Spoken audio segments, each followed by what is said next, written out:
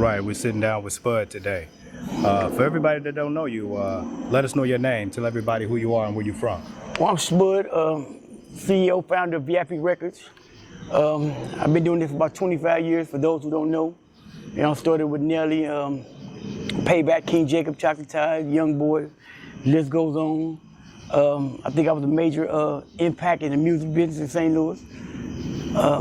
Pretty much that wraps up everything that I can pretty much say about myself without bragging. Okay, all right. Well, I guess tell us about your childhood growing up. Well, where did you grow up? I'm from Long Beach, California.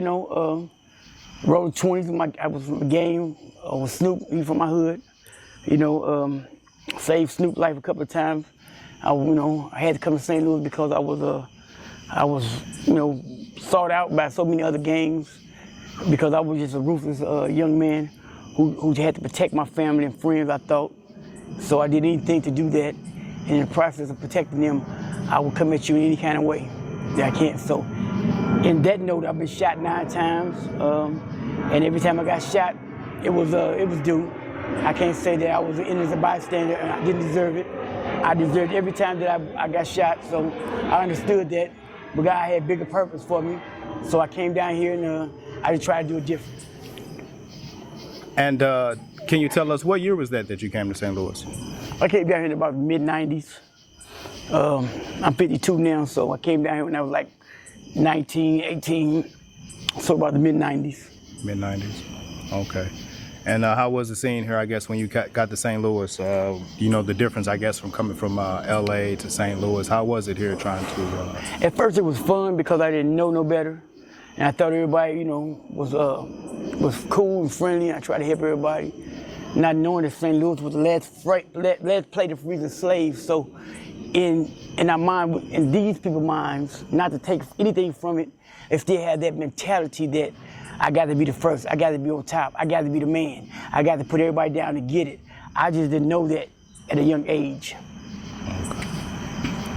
And so I guess shortly after, is that when you got into the music scene here in St. Louis? I feel that when I got in the music business, I feel that I can contribute to this place with the music business because St. Louis was still a young vibe and with so much talent here, they just need somebody to direct them and bring them together to create a unity to really make this thing pop. So when I first opened my studio, I opened it up for everybody, and everybody came there, from the track boys to Nelly to Chingy to Jaquan to everybody. It was like a young Motown, and that's how I wanted it to be. I wanted everybody to love each other, help each other, and grow each other. Okay. And where was this located, this studio that you had? My first studio was on Grand. I had a music store, and then I moved that to Broadway. This is where I had the music store and the studio. Okay. So I know you mentioned a few St. Louis artists' names here. Can you tell us about the relationship you had with these artists, or how do you feel that you impacted those artists? Well, Nelly, I met Nelly before he started really doing music. We used to do business back in the streets, and I always looked at Nelly as a young, energized person who really had a gift, and I tried to do anything that I could to help him get to his next level. So whatever I could do for him and the Lunatics, I was there for him. I really believed in them, young brothers, and to this day I still believe in them, and I try to do anything I can to help them out. I did their first autograph signing at my store when it was the Lunatics, and I had got T-shirts made up, balloons, radio station, and I tried to push them in a way where they can believe in themselves and knowing that they was some platinum artists. Okay. Tell us about I guess any other artists that were under your label at that time. At the time I had Payback, King Jacob, Chocolate Tide. I had so many that but Payback was the main artist. And Payback, we did a massive single, but I put every artist that I had on his project to give them that energy and that attention so they won't feel like they left out. With Payback, we sold independently, we sold about maybe 30,000. And we were doing pretty good, and we was on our way. We had a couple of deals on the table with a couple of labels, but they got impatient on me. And I'm sure that was pretty challenging. Can you tell us about some challenges I guess you had, or was that one of the most challenging things? The challenging thing I had with any artist, because I can get them to the door and I can get them the deal.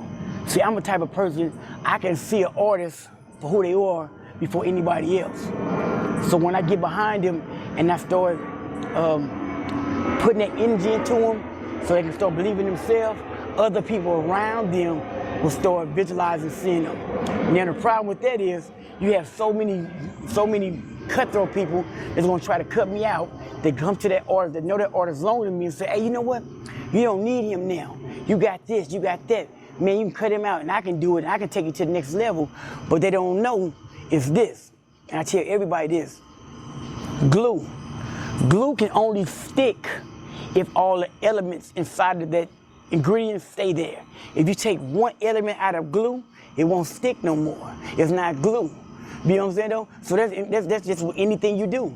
If you take one thing out of whatever to help you build that foundation is not strong anymore because you took that element out and it's gonna crumble. So you got to stay with that foundation that you built with, regardless, through good and bad, through ups and downs. That's just how life is. How is your relationship with these artists nowadays? Man, I love all of them. I have no ill will for nobody. I want all of them to grow and be successful. Even though, we had our little problems, I still want them to be able to succeed in life. I don't hold no grudges or none of that. There's water up under the bridge and I can't go back and overturn that. So what we can do is we can create new relationships. If I can help you, if I can help them, they know to come to me. I'm still here for them. I don't care what happened in the past, so what?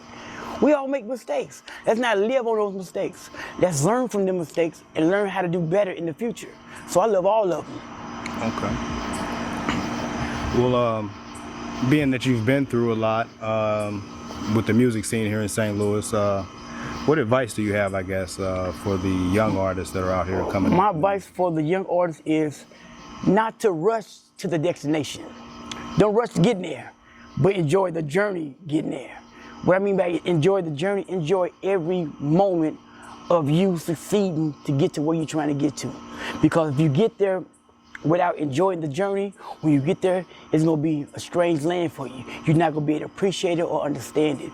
But if you sit back and take your time and enjoy every moment and second about this, when you do get there, you're gonna enjoy it, you're gonna love it, you're gonna know everybody around you, you're gonna feel good with everybody around you, and you're just gonna be a great person. Okay. All right, well, tell us a little bit, we're not gonna hold you long, but tell us a little bit about what you're involved in now. What do you have going on? Right now, I'm sitting here waiting on my assignment. I'm gonna get back into the music business, no doubt. And because I always visualize my awards.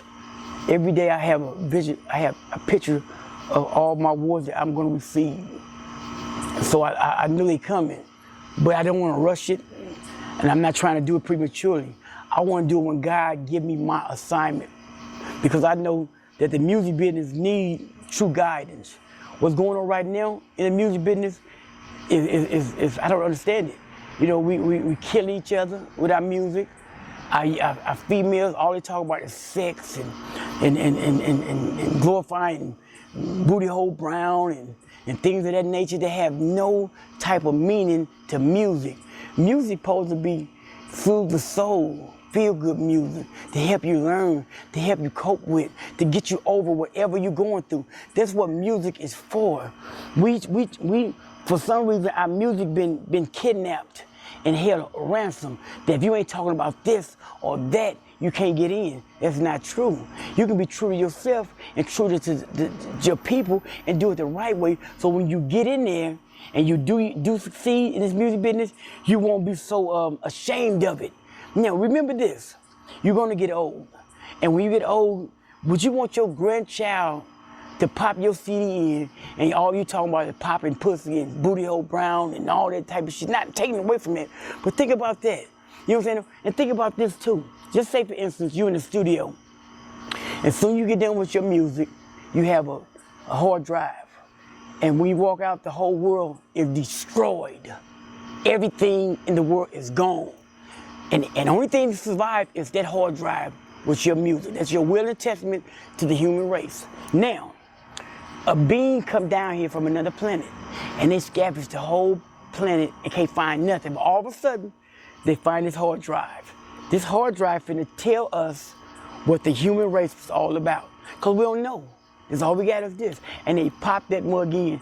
And first thing they see is you shaking your ass, talking about booty hole this and kill this and that and this. They gonna say, man, no wonder the human race was destroyed. Look at how they was living. So think about that. Do you want your last will and testament to be that?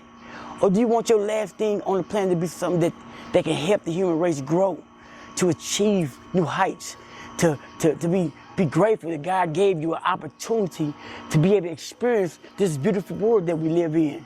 You know what I'm saying, though? So you gotta think about that when you do your music. Always think that when you get in the studio, that this could be my last time speaking to the world.